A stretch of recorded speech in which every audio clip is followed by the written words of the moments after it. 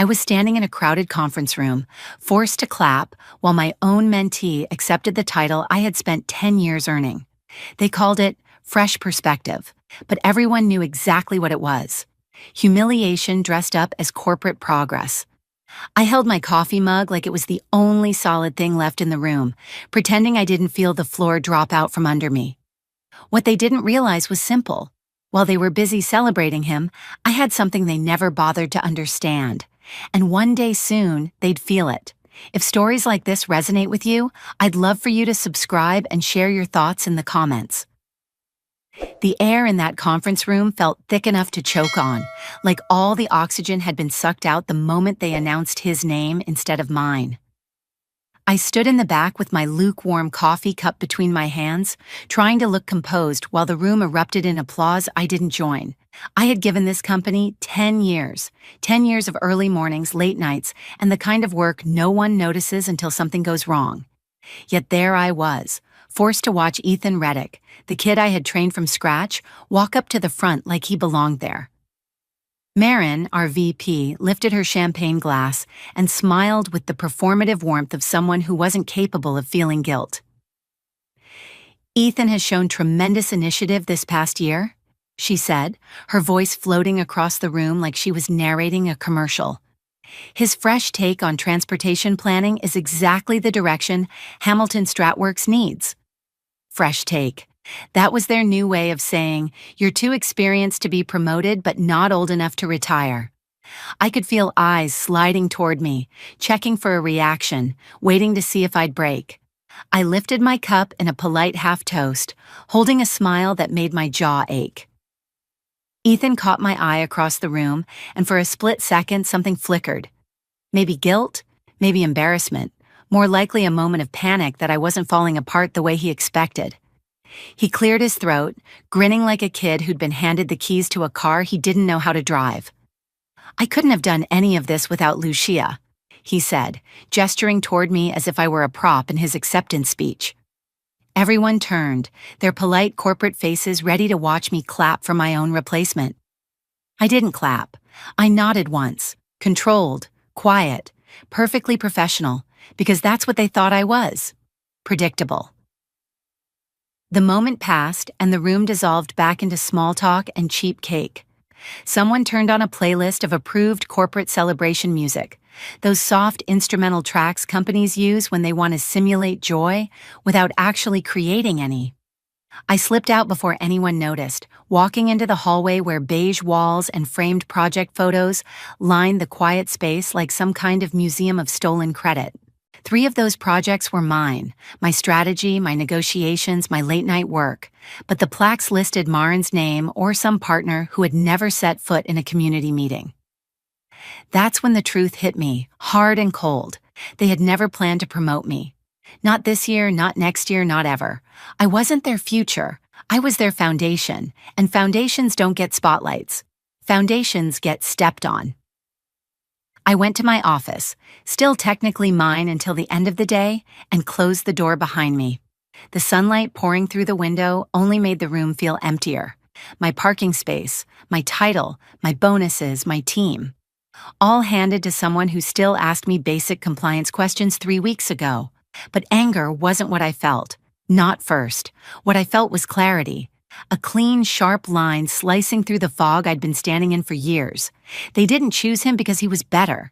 They chose him because they assumed I would stay, keep doing the work, keep carrying the weight, keep being loyal.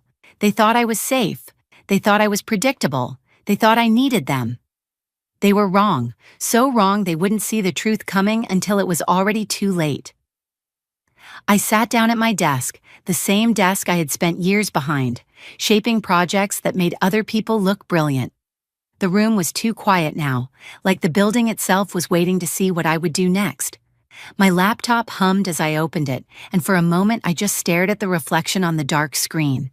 My face steady, my eyes sharper than I felt. I wasn't devastated. I wasn't panicking. I wasn't even surprised. What I felt was something much more dangerous. Focus. The kind of focus that comes when someone pushes you too far and expects you to crumble, not realizing they've just cleared your view. I clicked open the folder I had labeled Employment Personal Copy on my first day at Hamilton Stratworks. Back then it felt like caution. Now it felt like prophecy. My original employment contract appeared on the screen. Page after page of dense legal text, most people skimmed and signed without a second thought. But I remembered reading every line, every word, every asterisk and subclause. I remembered a mentor telling me once, "The person who understands the paperwork holds the power, not the one who signs it." I hadn't understood how true that was until now. I scrolled to Section 14, Subsection 3, Non-Compete Restrictions. I read it slowly, even though I already knew every line. Employees shall not directly solicit existing Hamilton Stratworks clients for a period of 12 months following termination of employment. Employee retains the right to respond to unsolicited inquiries and maintain professional relationships established through personal networks, volunteer roles, or non-company mandated industry involvement.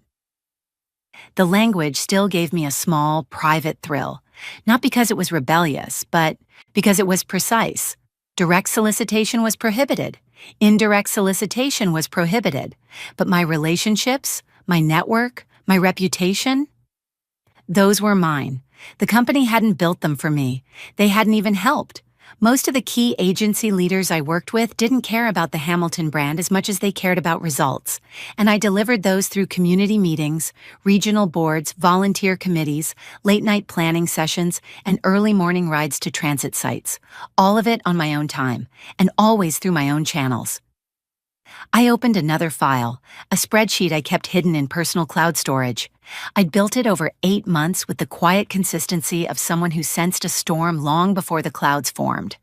21 agencies, each with renewal dates, funding cycles, compliance deadlines, and the names of decision-makers I had spent years earning the trust of. There was the Metro Transit Authority, whose director called me every January to review grant changes. There was Tri-State Infrastructure, where the CFO trusted me more than her own internal analysts. There was the Regional Planning Board, who once joked I knew their zoning models better than their staff. Each row on the spreadsheet wasn't just data, it was history, conversations, site walks in freezing weather, budget revisions over cold sandwiches, explanations given in plain English so boards could vote without fear of misinterpretation. None of that belonged to Hamilton Stratworks. That belonged to me. As I scrolled through my notes, I realized something simple, almost laughable. They had no idea what they had just done. They thought promoting Ethan was a power move. They thought I would be hurt, maybe angry, but ultimately compliant. They thought a title could replace a decade of credibility. They thought relationships were corporate assets instead of personal investments. I leaned back in my chair and let the understanding settle. They assumed the clients belonged to the company. They assumed I was an employee, not an ecosystem. They assumed wrong. I pulled up my personal email and scanned through old messages, invitations to roundtables, planning committees, and advisory boards. My name was on every list. Not because Hamilton submitted it, but because I volunteered, I showed up, I contributed. These weren't company relationships, they were Lucia relationships. And if the people who trusted me reached out, if they called, emailed, texted, sent a signal of any kind, I had every legal right to answer. No solicitation, no poaching, just availability, just competence, just truth. A gentle knock sounded at my door, snapping me out of my thoughts. Ethan's voice floated through, nervous and unsteady. "Lucia, can we talk?" I didn't answer. I didn't move. I let the silence sit heavy between us until finally his footsteps faded away. He had no idea he had already lost more than a conversation. While he was upstairs, enjoying his new title, I was sitting in my office holding something infinitely more powerful: preparation.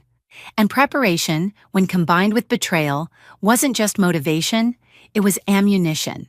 They thought they had ended my rise. What they didn't realize was that they had just triggered it.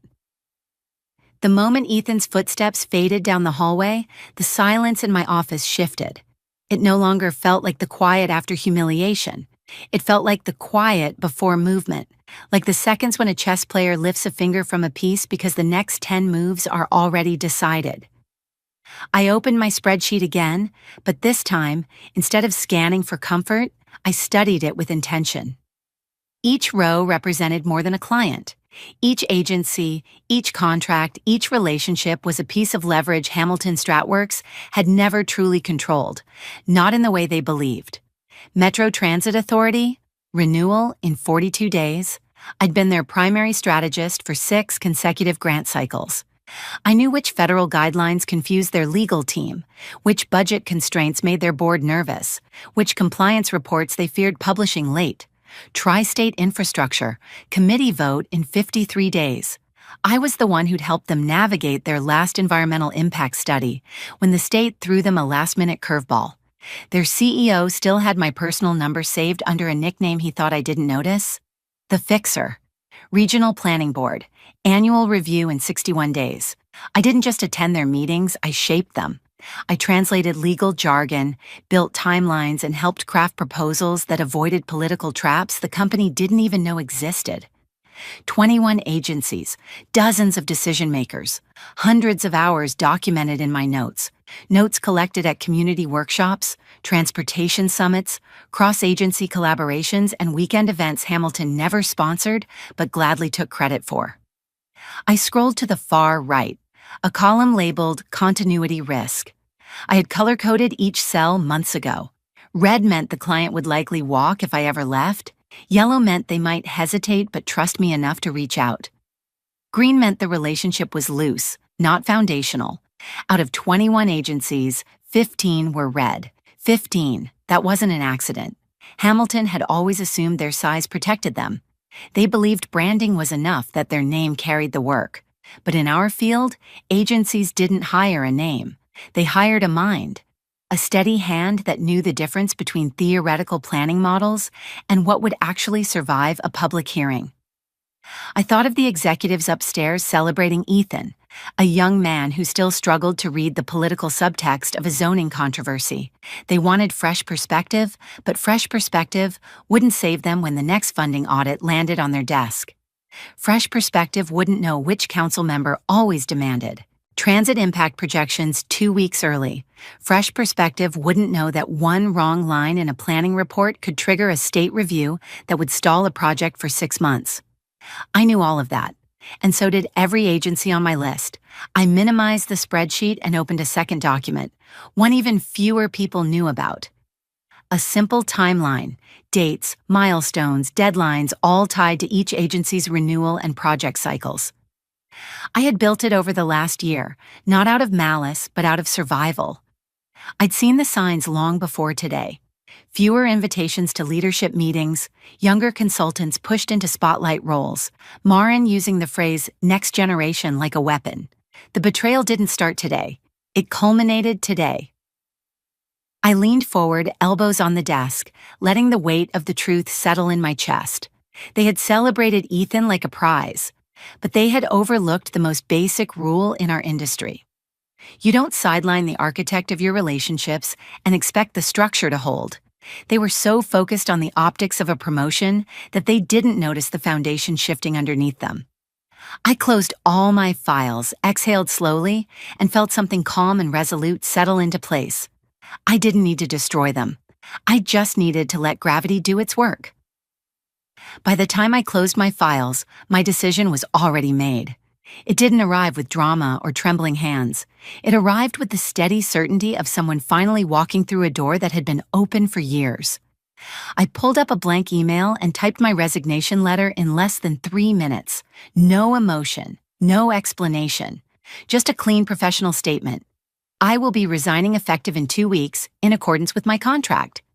I read it once, clicked send, and felt nothing but an almost physical release, like a knot that had lived below my ribs finally unraveled. 5 minutes later, my phone lit up with a call from HR. Carol's voice came through brittle and urgent, the tone people use when they're trying to prevent a fire they can already smell. Lucia, I need to confirm, you actually intend to resign? I kept my voice calm. Yes.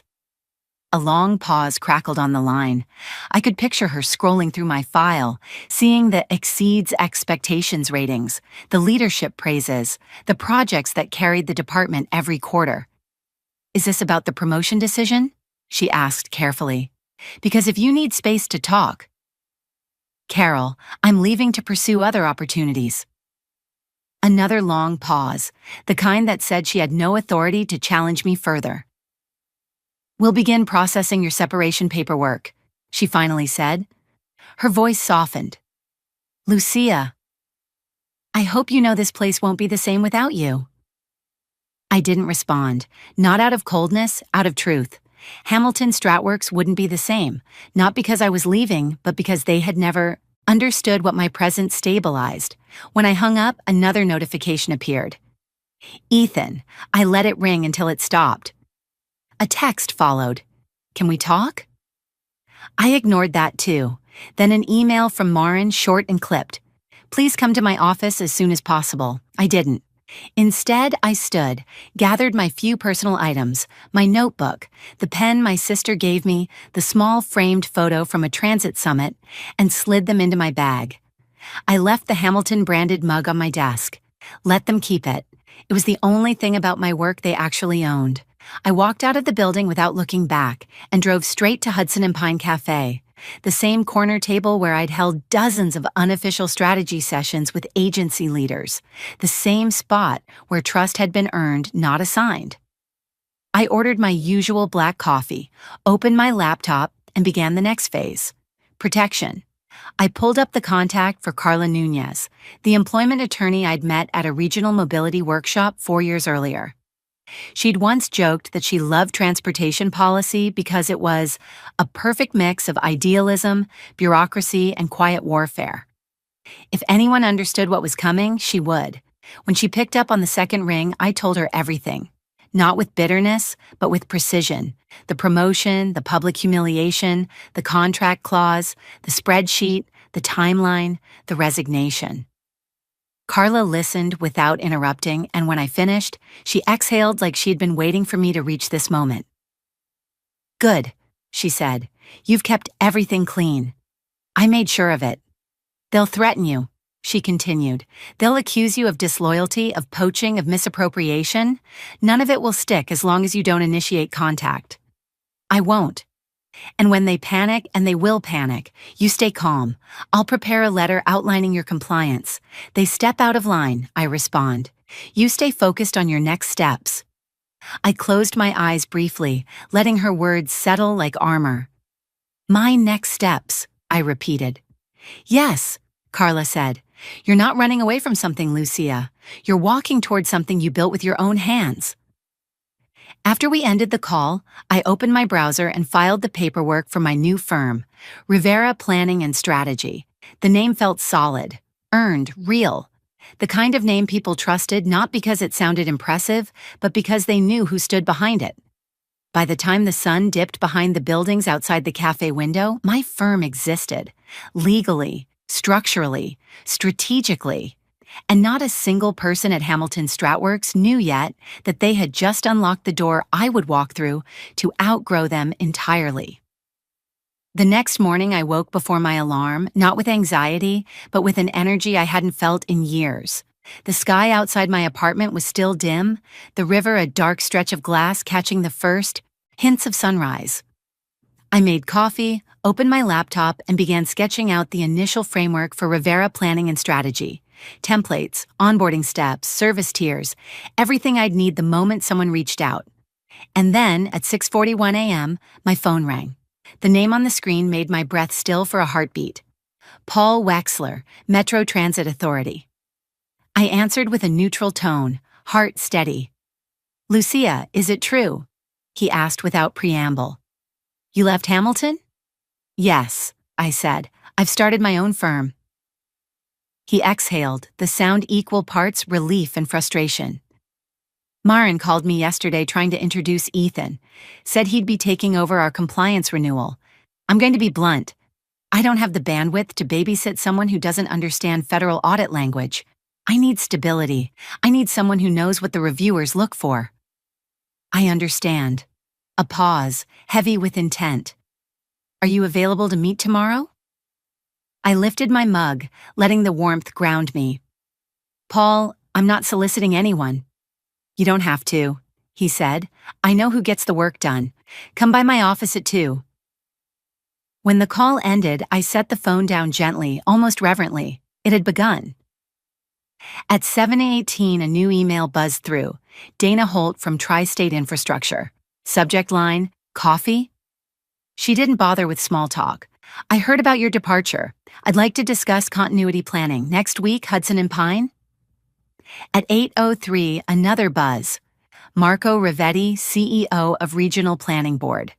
"Marin left a long voicemail this morning trying to reassure me your exit wouldn't affect our operations, which tells me your exit will absolutely affect our operations. Call me when you're free." I stared at each message, letting the magnitude settle over me. These weren't random check-ins. These were the keystones of Hamilton Stratworks' revenue structure, reaching out not to the company, but to me. And I wasn't even 24 hours gone. Around noon, my phone lit up again. "Ethan," I declined it. He called again. Declined. A text followed. "We're all getting calls. Agencies asking for you. They're freaking out. Please talk to me." I didn't reply. Instead, I spent the afternoon finalizing Rivera Planning's framework, tightening deliverable formats, refining pricing, and preparing my introductory presentation for Paul's meeting. Every hour felt like reclaiming something I didn't know I had lost, a sense of ownership over my own work, my reputation, my future. Late in the afternoon, as I stepped out onto my balcony to stretch, the phone rang one more time. I recognized the number instantly, Hamilton Stratworks' main line. I let it go to voicemail, and moments later, the audio transcript appeared. "Lucia, this is Marin. We need to discuss the impact your resignation is having. Please call me back." Impact. Such a sanitized word for what she was feeling. I put the phone down, letting the voicemail sit unanswered. They expected panic from me. They expected guilt or fear. Instead, I felt clarity sharpening again, that same quiet force that had guided me through every step since yesterday. I wasn't doing anything wrong. I wasn't chasing anyone. I wasn't orchestrating some grand act of revenge. I was simply opening the door when someone knocked, answering questions I had every right to answer, and letting the natural consequences fall where they would. And if Hamilton Stratworks was already losing their grip less than one day after pushing me aside, that wasn't sabotage. That was gravity. The next 48 hours unfolded with a kind of controlled chaos that would have terrified me years ago, but now felt like finally seeing the truth reflected in daylight. Thursday afternoon, I walked into the Metro Transit Authority building with my binder tucked under my arm, and a calmness I couldn't fake if I tried. Paul met me in the lobby with a handshake that told me everything before we even sat down. "I want you on our renewal," he said. "Direct engagement. No middle layers, no corporate fluff, just your expertise." We spent an hour reviewing compliance gaps, funding cycle changes, and the timelines we needed to hit before the audit window. When I left, the contract was mine pending final signatures. It didn't feel like a victory dance. It felt like correction. A system realigning itself around competence the way it always should have. By Friday morning, that correction was spreading faster than I expected. Dana from Tri-State had already drafted a scope outline for me to review. Marco requested a preliminary assessment for their upcoming zoning vote. And as all of this unfolded, my phone filled with missed calls from Ethan. 8 missed calls on Friday alone. When I finally checked the voicemail transcripts, I saw panic threaded into every message. "Lucia, can you please call me back? They're asking why you left." "Lucia, Marin needs to talk to you urgently." "Lucia, the board wants an update. Please just tell me what to say." There was a time when I might have felt sympathy. Then I remembered the moment he stood in that conference room and accepted the job he knew I'd earned.